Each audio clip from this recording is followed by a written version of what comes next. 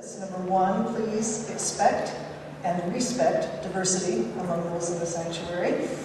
Second, please engage others with a sense of respect and community.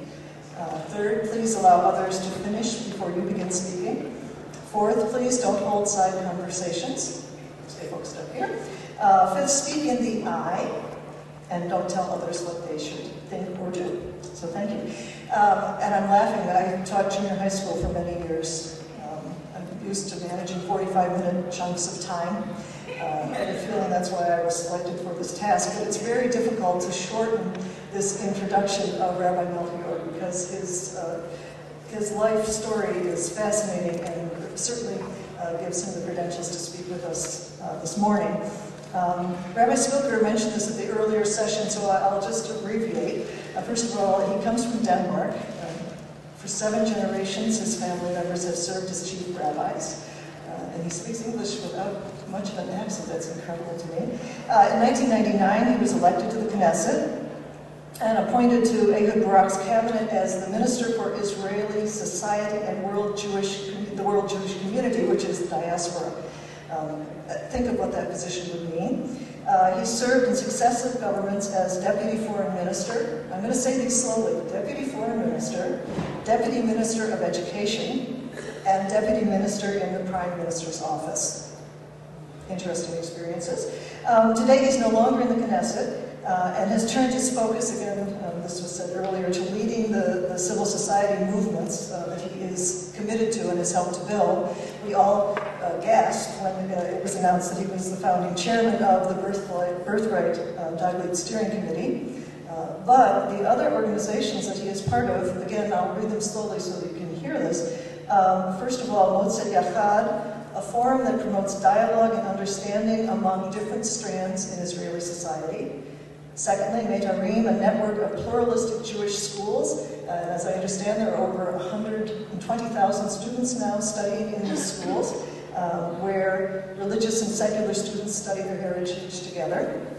Third, the Citizens Accord Forum, which campaigns for coexistence between Arabs and Jews in Israel, and importantly, the correction of injustices against Israel's Arab minority. And then finally, the Mosaic, a Center for Interreligious Cooperation, which is devoted to expanding and deepening interreligious dialogue in the Middle East on a grassroots basis. As was mentioned before, he is married and has 5 children, and we're extremely honored to have him here today to speak on the conversion crisis, an important topic for many of us in this community.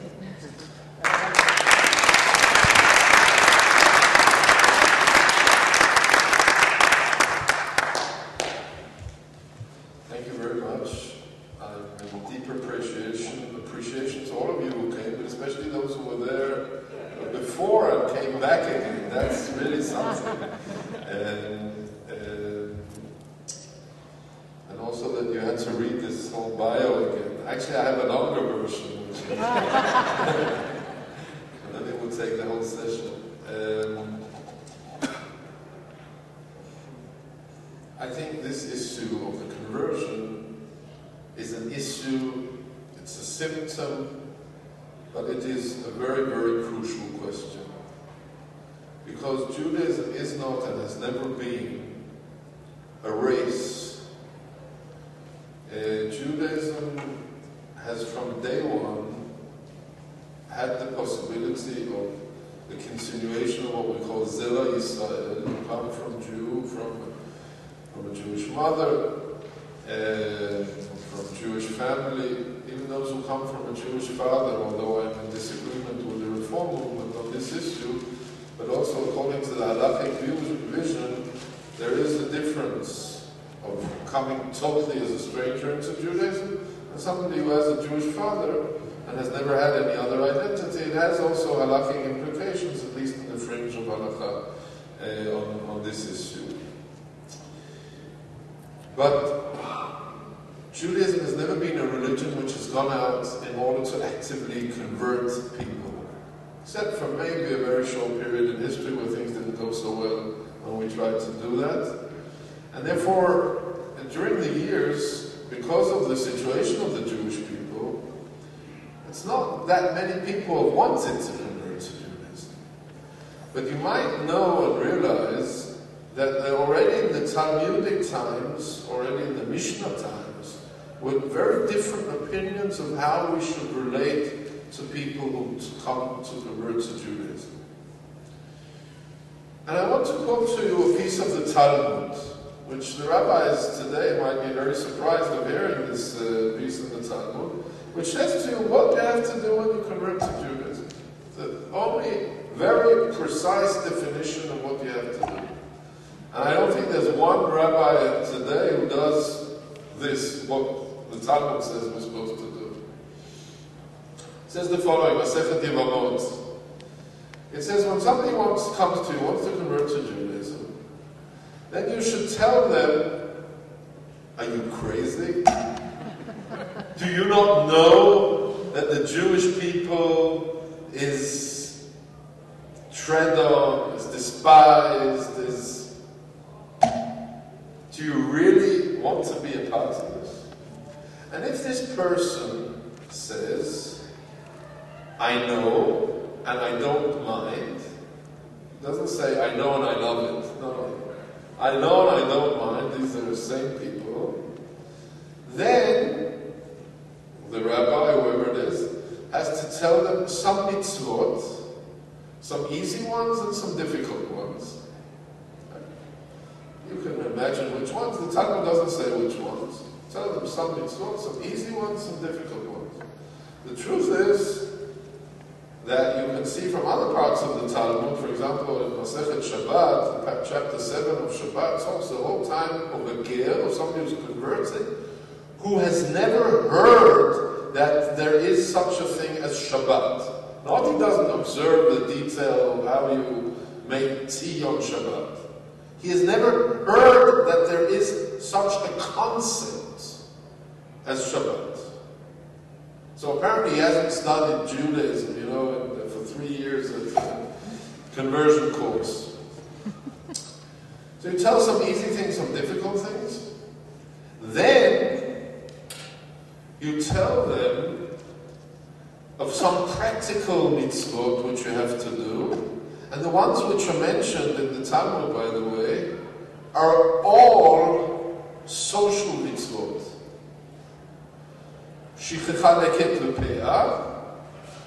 Which are the rules of how you take care of the poor in your society, and ma'asrot, ma'aser ani, which is also giving a tithe, what do you call it in English, a tithe to the poor, in the time of the temple, also to the Leviim and the Trumah for the Kohanim, those who didn't have an income. Now why do you tell them that? I think there are two reasons. One, which you will all recognize, that it costs money to be Jewish, right? You should tell them it's not just for free. It demands something from you, also financially. The second thing is to say that the basic of Judaism is, first of all, the social solidarity.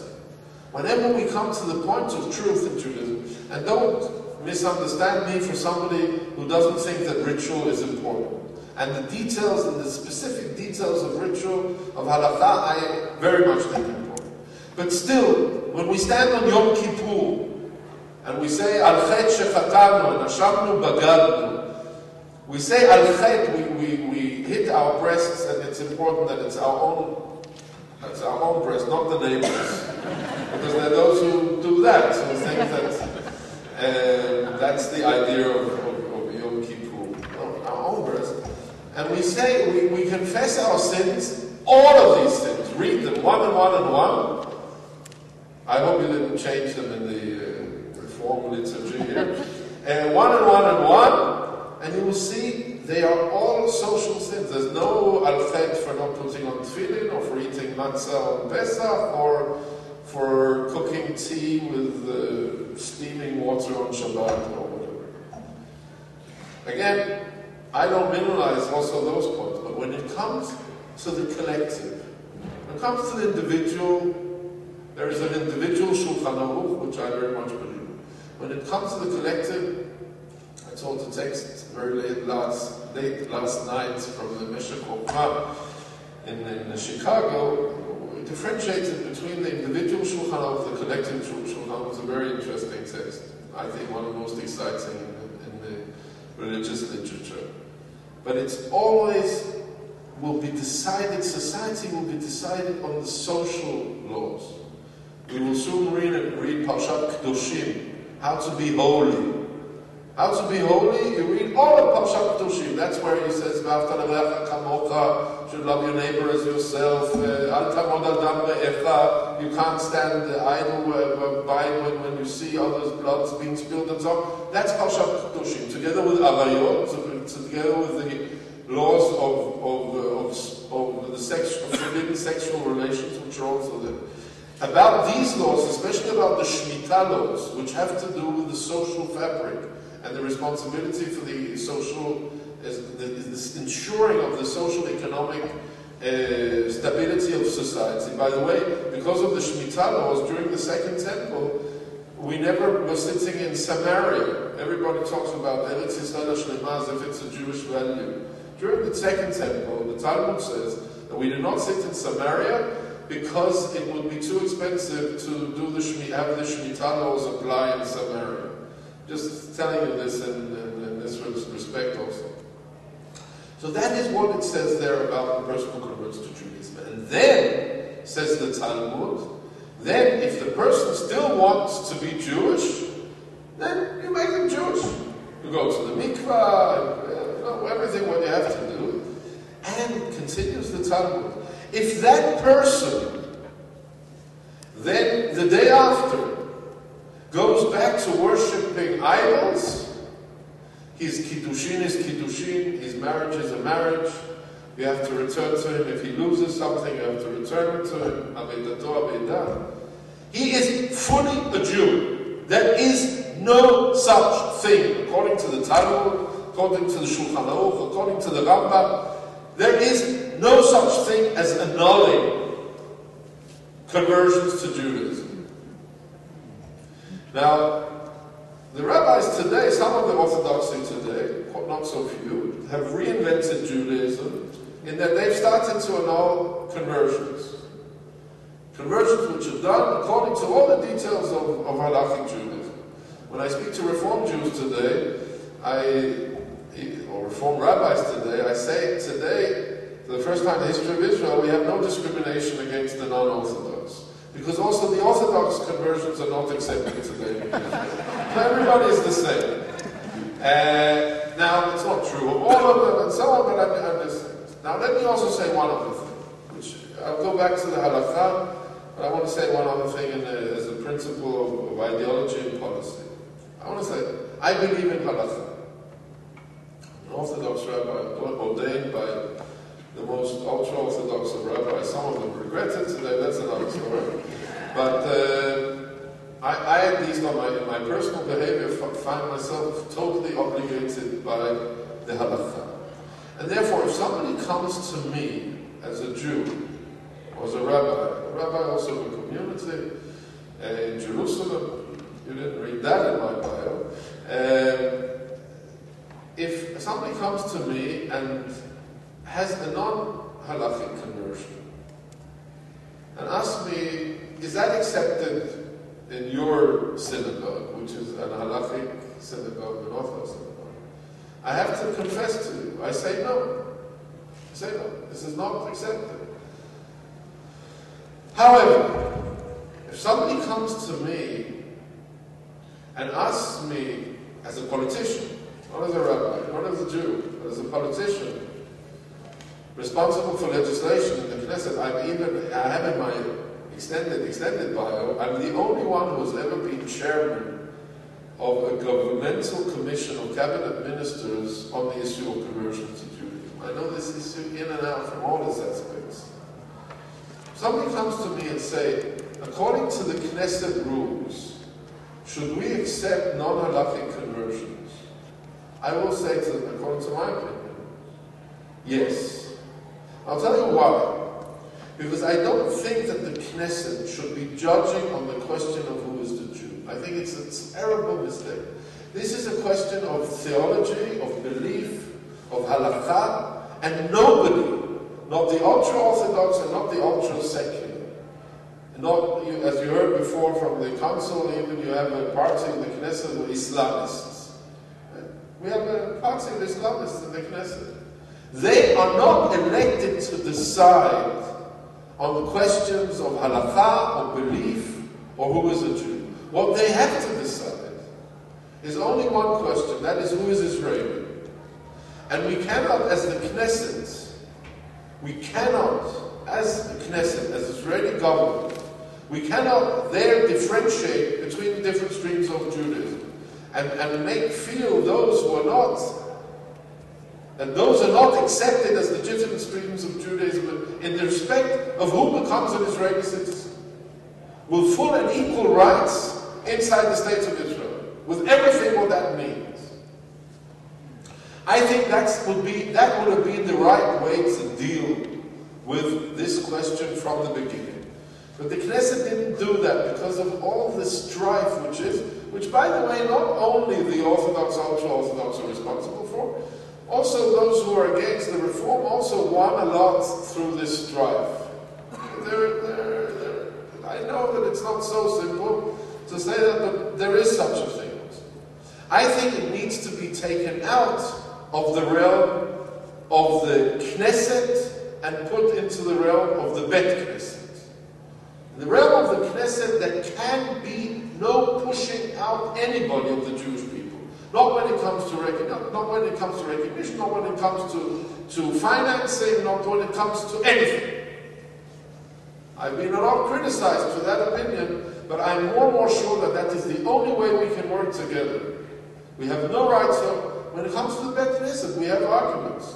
You cannot expect from me who believes in halakha to say that something which is not halakhic is equally valid for me as something which is halakhic.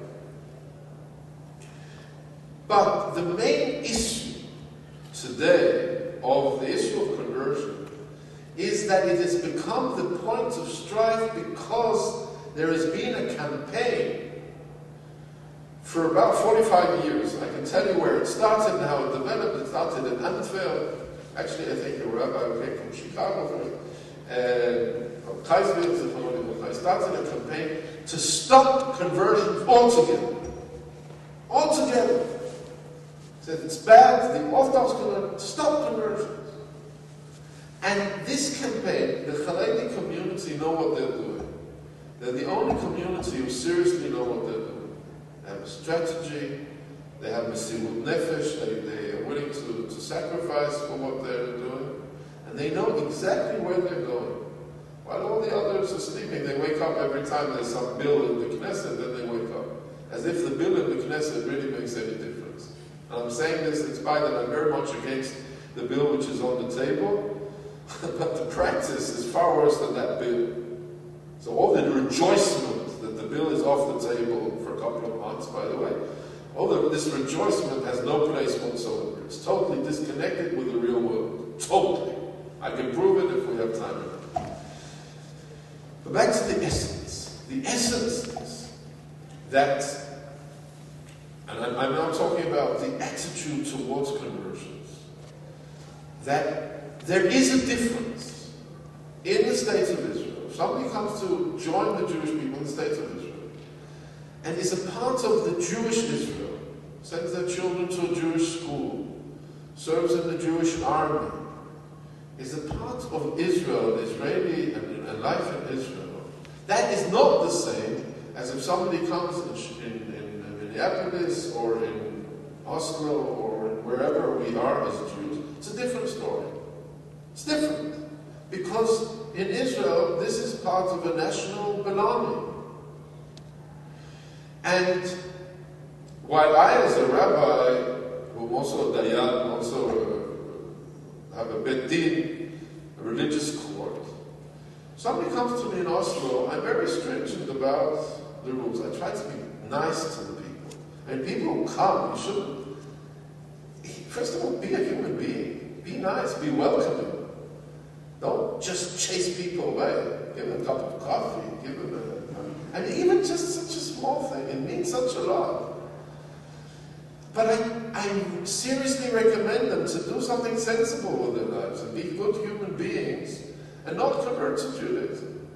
But if they keep on coming and they want and they're serious, then I'll start to teach them and we'll do all the things that they will convert according to Halakha.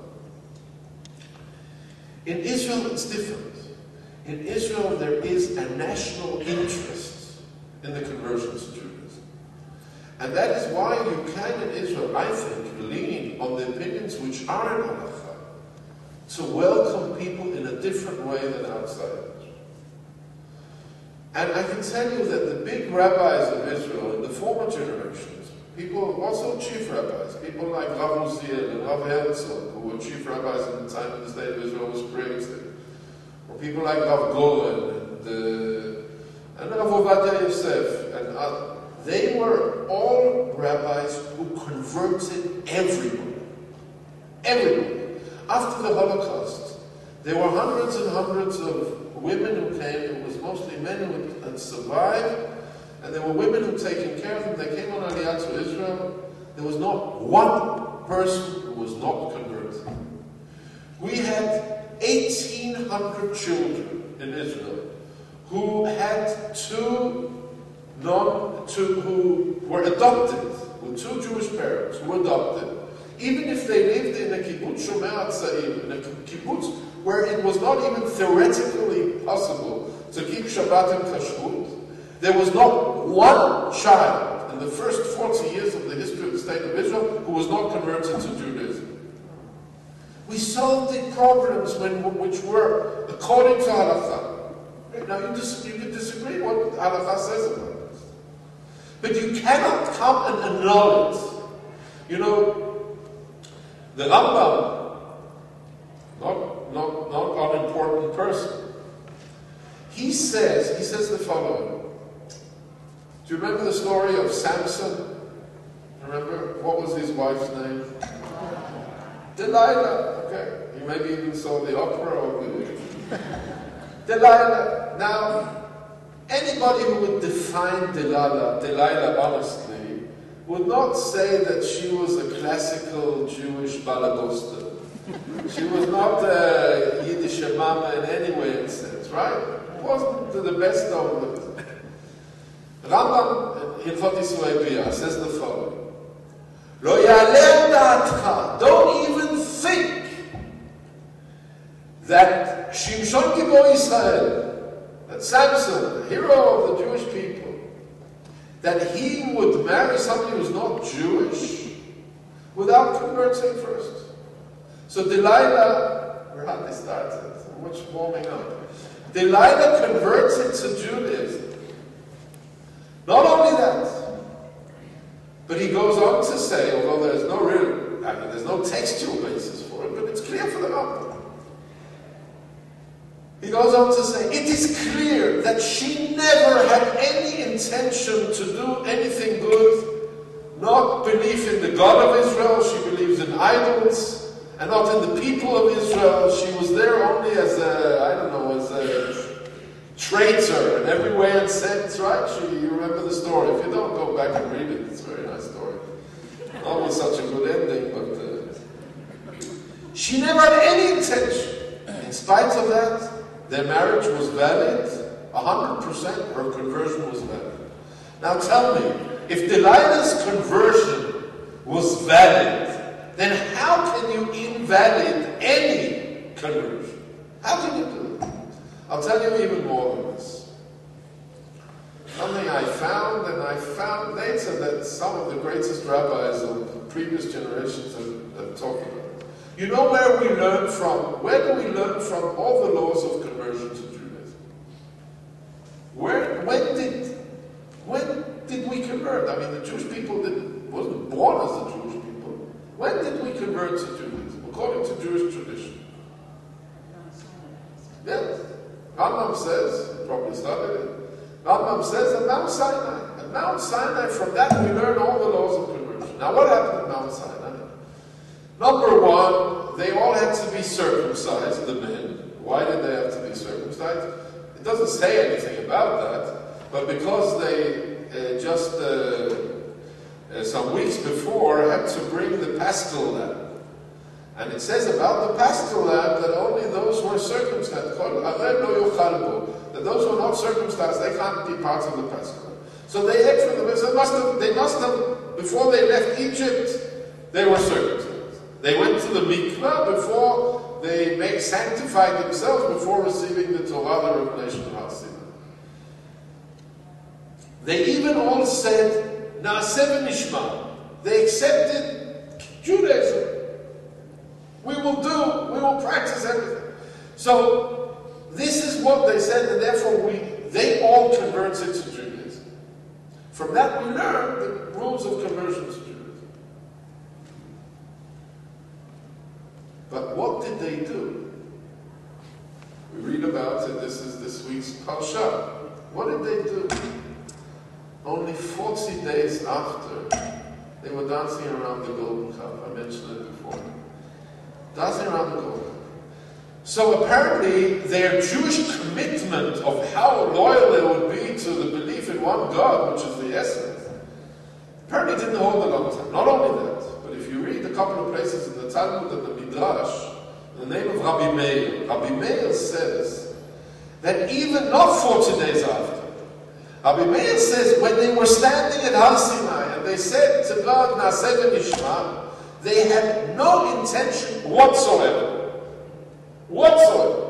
There's a beautiful Talmudic expression of who is the more important, the one who steals or the one who's stolen from. And the Talmud says it's the one who's stolen from. Why? Because the Jewish people stole from God. We stole because we were like acting as if we would be good and observant, loyal Jews. And God was stolen from, and He knew that. And therefore we have the expression, He is merciful, Yechaper Avon. He will forgive our sin. This expression was used about the Jews standing at Har Sinai. So my claim is, my friends, that if you come and say that you can annul a conversion, if you will say that you can annul a conversion, you will take the 5 minutes one day next time, and you can annul a conversion, then I will say to you that then none of us are Jews. All our conversions are annulled because already then they had no intention to keep the Torah and keep the mitzvot. So we're not Jewish and we can't convert to Judaism either. Why? Because all the people who would convert us are also not Jewish. I'm saying this just as an absurdity because this whole notion, which has come in as part of a political battle in the state of Israel recently, which has consequences here in the RCN and the policies here. I was just in Chicago and I talked to a lot of the rabbis, both the Orthodox rabbis and non-Orthodox rabbis. They'll tell me, now all the people who are converted to Judaism are going to the non-Orthodox rabbis now because the Orthodox are not allowed to convert anymore. It's a big issue. I'm not going into all the details of this because it's not in the scope of this. I want to quote to you to show you how difficult it is politically, this issue. One of the chief rabbis of Israel in one of the towns where there are a lot of people who converted, he's very much against conversions to Judaism. And they came to ask him, why are you doing so much for the tshuva movement, for the people to repent and to become religious? By the people who have converted to Judaism, you're pushing away. How come? He says it's very simple. The people who are doing tshuva, they all become charedim, all become ultra-orthodox. The people who convert, they all become Zionists. I'm telling you, this is a very accurate, unfortunately, a very accurate description. And therefore the battle about this has to do with the essence. We have to, at this point of history, we've received, because the new policy in Israel, we received 320,000 new immigrants to Israel who halachically are not Jewish. That is not a good situation. And those who they want, when they came at least, they all wanted to be.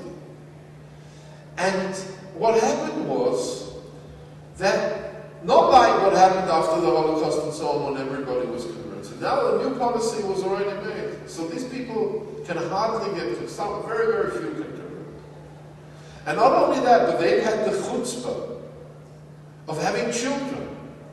So another 100,000 children have been born into the Jewish Israel, not into the Arab Israel. The non-Jews living in Israel, it's okay, it's fine.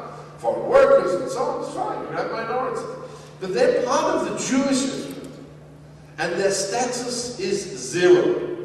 If you look at their identity papers, the status is zero. Now, to be zero is not good. On a humane level, on a Jewish level, on a halachic level, on any level you want. I remember I had one of my first experiences. I was a kindergarten teacher once upon a time. I did a couple of hours a week. It's something I love doing. Go and talking to the 3-4 years olds. And there was a girl with a Jewish father, not Jewish mother. And they were talking, everybody was talking about, I don't know what it was, Hanukkah or something. And this girl said, yes, but you should know, I'm nothing. I'm nothing. This was in my heart, be nothing. The state of Israel has defined these 320,000 people and their children as nothing. They can't get married in Israel, they can serve Israel, but it's not right. And we need to take this seriously. And we need to work together. There are solutions inside the halakha. There was also a decision, which wasn't a bad decision, which was made by the Neman Commission already in 1997, accepted both by the Reform Conservative and the most of the Orthodox, to create a joint conversion institute and have halachic conversions then afterwards. This is not being implemented, or very, very minimal implementation. We need to take this seriously. It's an issue because if we want Aliyah to Israel, and we want Aliyah to Israel, if we want Zionism, we have to be receptive and we have to be open to all the different people, and we have to find solutions. Everyone in the realm of where we feel our responsibilities are. But there are solutions if we take responsibility. The problem is that the secular parties in Israel, they just don't care. Not because of political pressures. I mean, the consul has to say what he has to say, but I'm allowed to tell the truth. It's not because of the political pressures. It's because of an intellectual Jewish laziness that we don't find the solutions which are on the table, and we will fight until we find those solutions. The alternative, what I told, there are many people who want to do this. The alternative Zionism, which I talked about in the last session, when we go together and become sufficiently forceful, believe me, the solutions will be found. We cannot afford today to have people who are left out, the other, the stranger. The Jewish people knows the soul of the other. We read that in the Torah last week, 2 weeks ago. We know what it means to be the other. We were the ultimate other through history. There is a certain aspect of us being the other always in this world. King David expresses it in one of the Psalms in a very strong way, where he says, I was always the other. King David, you remember, he came from a woman who was converted, which her conversion was the most disputed conversion in Jewish history, because many people would not accept King David, accept the Messiah, because he came not only from a woman converted, but she was converted from the only people for which the Torah says you cannot convert at all. Why? She was a Moabite. Because the Moabites and the Ammonites, they didn't receive Bnei Israel in a decent way when they were coming to Israel. They were not hospitable towards them. They were nasty towards them. Because of that, as opposed to all other nations in the world, the Africans and the Americans and the Scandinavians, even the Egyptians, who were nasty to us more than anybody else, everybody can convert, and everybody should be welcomed, and everybody who was converted to Judaism, you are not allowed in any way to discriminate or to make that person feel outside. It's forbidden in the Torah. 36 times it says in the Torah how much that is forbidden, more than anything else. But she came from that nation. And in spite of that, she was converted. There was a Talmudic explanation, because she was from the women of that nation, not from the men. And the women were not the ones who were not hospitable, and therefore we accept the women of the Moabites, which was a people which was not accepted during the whole period of the first temple. Many people didn't accept. I'm finished. You see how fast I'm talking? And you don't know what's going on here. You don't see all of this. People sitting in the backbenchers here. In any case, that's the story. That's our obligation. And I have a hope that we will have the courage to stand up for this and to learn the subject properly and to fight for it. It's okay to fight. It's okay to battle for this so that we'll find the solution. I hope which can be as inclusive as possible to everybody. I have also, one last sentence, I have also some criticism to Reform Judaism, who has gone off redefining who is a Jew, the paternal redefinition and so on, which is problematic, because what happens is then that we're creating a Jewish status which is different from community to community, which is very difficult. Now, I know that uniformity is also difficult, and I can't demand it of anybody else, but I'm just saying this should be on the table in an open way in our debates of how we lead the future of the Jewish people. Thank you.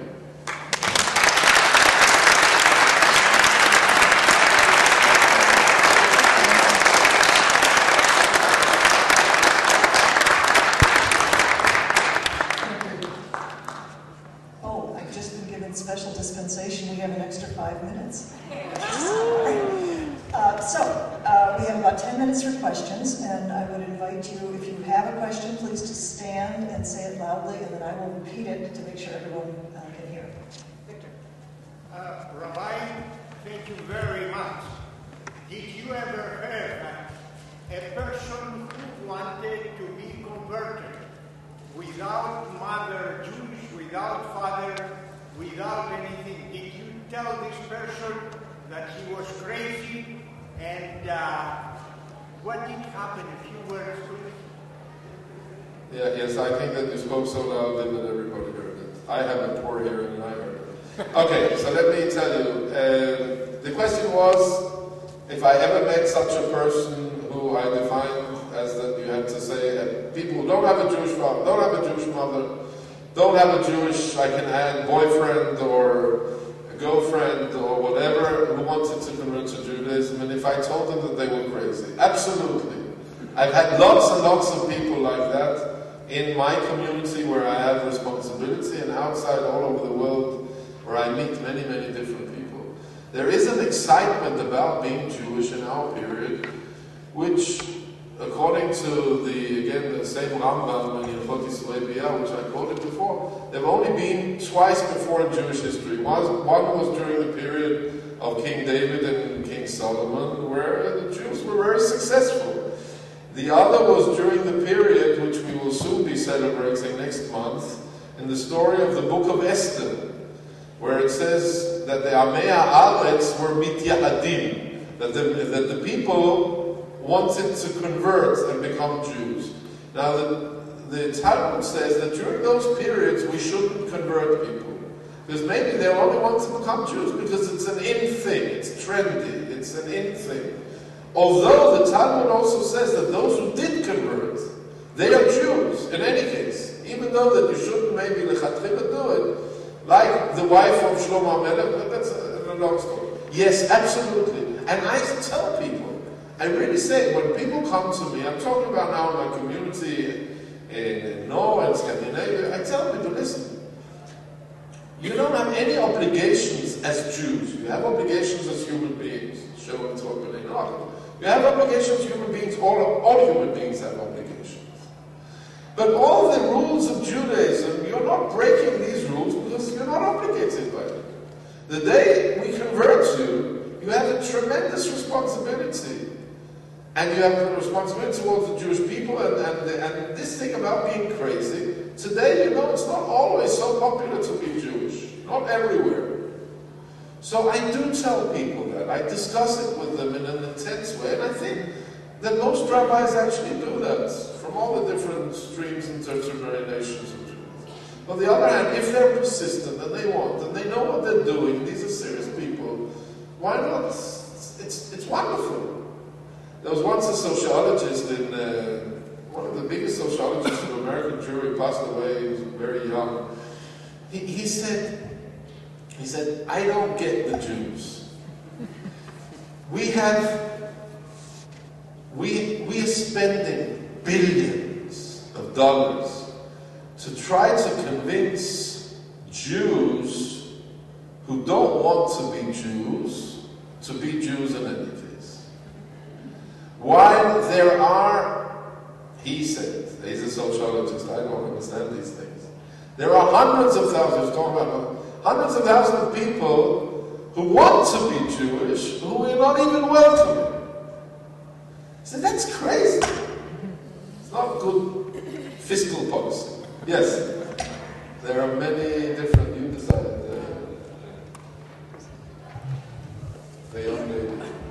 If a person is legitimately ordained as a rabbi, how can other rabbis say that their conversions are not legitimate? It's a very difficult question. Listen, the question was, if somebody is legitimately ordained as a rabbi, how can somebody else say that they're not, that they don't have the right? First of all, there are those who have defined the question of who is a Jew as not being the question of who is a Jew, but who is a rabbi. This is just confirming your question. The problem is that there is no such real thing as ordination of rabbis. It's a made-up thing which we made up. It's not something which is universally accepted. The different movements and streams of Judaism have their definition of who is ordained as rabbis, who becomes rabbis, and they have the right to define this. Everyone has the right to define it. But it cannot be obligatory for everybody else to accept this. In the Orthodox world, bichlal, this is a big balagan. There is no such, every person with who looks like me, with a black kippah, a black suit, and a beard, who comes into the Knesset, they call him rabbi. Right? It's something very absurd. And they can be the biggest amaratzim you could think, who do not know anything about anything, but, they must be rabbis. That's how the secular Israel looks at this. A rabbi is a person who is accepted by his community as a rabbi. By not passing some exam, there's no such thing. And this is one of the balagans around the conversion issue, where there is no standardization of who is a rabbi and what that demands and what that needs to be.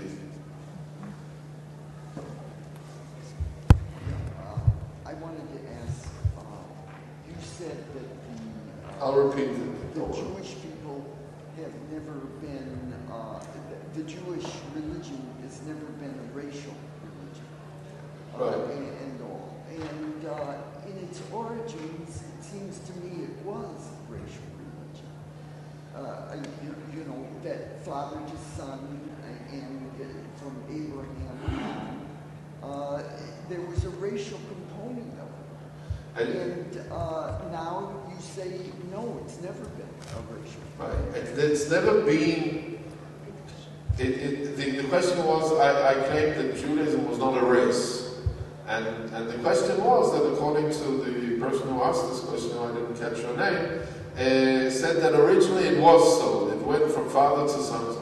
Listen, my answer to you is, of course there is a question of heritage.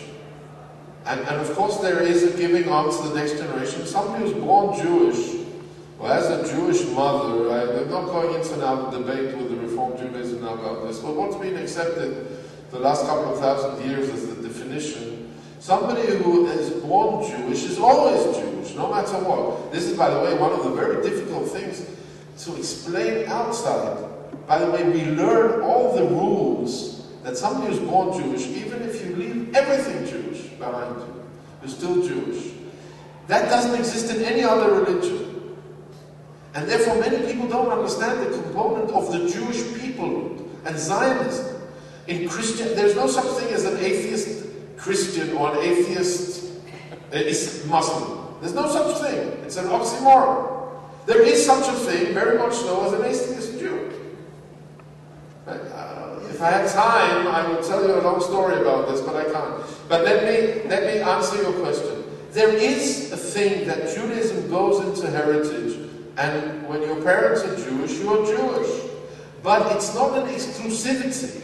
From the beginning of Judaism, you've been able to enter into Judaism. It's not been an exclusive thing, a racial thing, as if you can't convert into being black or yellow or white or any race. There's something we have in race. You can convert being in Judaism. We have black Jews, we have white Jews, we have colored Jews, there's nothing to do with race in the definition of who is a Jew and what is a Jew and what is the content and what is and even the formal connection of being Jewish is not a racial. I just told you before that King David, who is maybe the most important Jew in history, in the past history and the future history of Judaism, he comes from a converted. Many of the greatest rabbis of the Mishnaitic period, they came from they had themselves converted to Judaism. Rabbi Melchior and many of the other who were the absolute greatest rabbis, they converted to Judaism. So you can't convert into a race, and it's a very important thing to understand. But no, Time for one more question. Sorry. Here. You talked a little bit about the Orthodox rabbi who said that he'd rather not accept these people as Jews because they will not become Haredim and that kind of thing, and which brought to mind the Rotem bill and some of the other stuff that's going on that I find as a conservative Jew and an American Jew who loves Israel very concerning.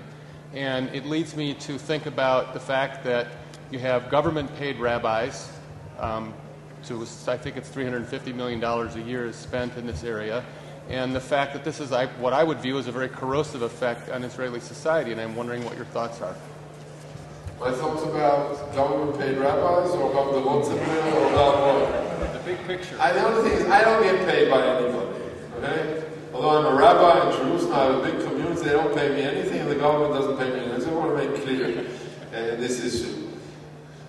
The Rotem bill is very complicated issue. The problem is not the Rotem bill. The Rotem bill is the symptom, not the problem.